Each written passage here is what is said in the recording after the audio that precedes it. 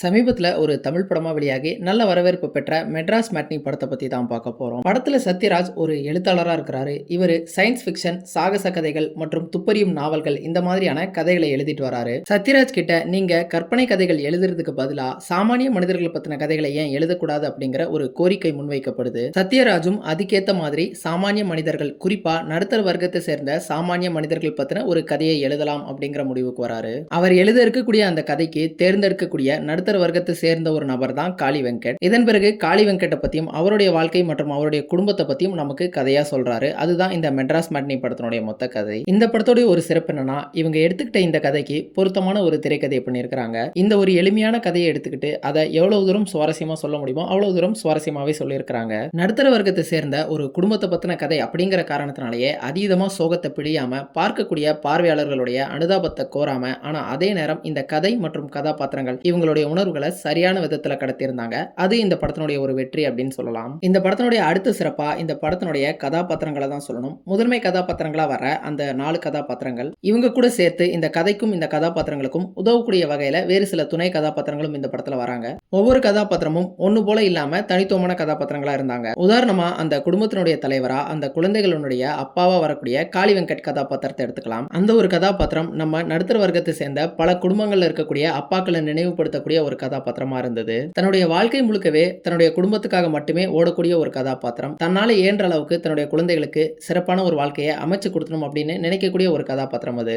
காளி வெங்கட் அந்த கதாபாத்திரத்துக்கு ரொம்ப அழகா உயிர் கொடுத்திருந்தார் அப்படின்னு சொல்லலாம். தன்னுடைய குழந்தைகள் கூட பாசமா இருக்கக்கூடிய அந்த சில காட்சிகளாகட்டும், ஒரு அப்பாவா தன்னுடைய குழந்தைகளுக்கு தேவையான வசதிகளை செஞ்சு கொடுக்க முடியல அப்படிங்கிற அந்த ஆதங்கத்தை வெளிப்படுத்தக்கூடிய இடமாகட்டும், தான் எடுத்த ஒரு சில முடிவுகள் தன்னுடைய குழந்தைகளை பாதிச்சிருச்சு அப்படிங்கிறத காலம் கடந்து உணர்ந்து அதனால உண்டாகக்கூடிய அந்த குற்ற உணர்வை வெளிப்படுத்துறதாகட்டும், வெளியில யார் தன்னை அவமானப்படுத்தினாலும் அதை பெருசா பொருட்படுத்தாத, ஆனா அதே நேரம் வீட்டுல தன்னுடைய குழந்தைகளே அவரை வெறுக்கக்கூடிய ஒரு தருணம் உண்டாகும் பொழுது சின்ன வயசுல தன்னை ஒரு ஹீரோவை பார்த்த தன்னுடைய குழந்தைகள் இப்போ அவர் அந்த மாதிரி பார்க்கறது இல்லை அப்படிங்கிறத தெரிஞ்சுக்கிற அந்த இடமாகட்டும் அப்படின்னு காளி வெங்கட் நிறைய இடங்கள்ல ரொம்ப நல்லாவே பெர்ஃபார்ம் பண்ணியிருந்தாரு. அடுத்ததா ஷெல்லி கிஷோர் நடிச்சிருக்கக்கூடிய கமலம் அப்படிங்கிற அந்த அம்மா கதாபாத்திரம். அந்த கதாபாத்திரம் வரக்கூடிய பெரும்பாலான காட்சிகள்ல தன்னுடைய கணவனுக்கு சாப்பாடு பரிமாறுற மாதிரியான சில காட்சிகள் இந்த படத்துல வரும். அந்த காட்சிகள்ல பாத்தீங்க அப்படின்னா ஒவ்வொரு முறையும் அவர் சாப்பிடும் போது ஏதாவது ஒரு பிரச்சனை, ஏதாவது ஒரு இம்சை வந்துகிட்டே இருக்கும். அந்த மாதிரி பிரச்சனைகள் வரும்போது இந்த கமலம் கதாபாத்திரம் அவர்கிட்ட என்ன சொல்லுவாங்க அப்படின்னா, எந்த பிரச்சனையா இருந்தாலும் அப்புறம் பாத்துக்கலாம், நீங்க முதல்ல சாப்பிடுங்க அப்படிங்கிற மாதிரி சொல்லுவாங்க. அல்லது அவர் எரிச்சல் அடைஞ்சு சாப்பிடாம எந்திரிக்கும் பொழுது நீங்க சாப்பிடாம போகாதீங்க அப்படிங்கிற மாதிரி சொல்லுவாங்க. இந்த ஒரு காட்சியை நம்மளுடைய வீடுகளையும் நம்மளால பார்க்க முடியும். நம்ம வீட்டில் இருக்கக்கூடிய பெரும்பாலான அம்மாக்கள் பாத்தீங்க அப்படின்னா தன்னுடைய கணவன் சாப்பிடாம இருந்துடக்கூடாது அப்படிங்கறதுல கவனமா இருப்பாங்க. இதை இந்த படத்துல ரொம்ப அழகா காட்சிப்படுத்தி இருந்தாங்க. நம்மளால அந்த காட்சியை ரொம்ப அழகா தொடர்பு படுத்திக்கவும் முடிஞ்சது. இதே மாதிரி இந்த படம் முழுக்க நம்மளால தொடர்பு படுத்திக்கக்கூடிய வகையில பல காட்சிகள் இந்த படத்துல இருந்தது. ஆனா அந்த காட்சிகள் எல்லாம் பாத்தீங்க அப்படின்னா ரிலேட்டபிளான சீன்ஸா பொறுக்கி இந்த படத்துல அங்கங்க வச்சு விட்டுருவோம் அப்படிங்கிற மாதிரி இல்லாம இந்த திரைக்கதையோட ஒட்டி இயல்பா வரக்கூடிய காட்சிகளா வடிவமைச்சிருந்தாங்க.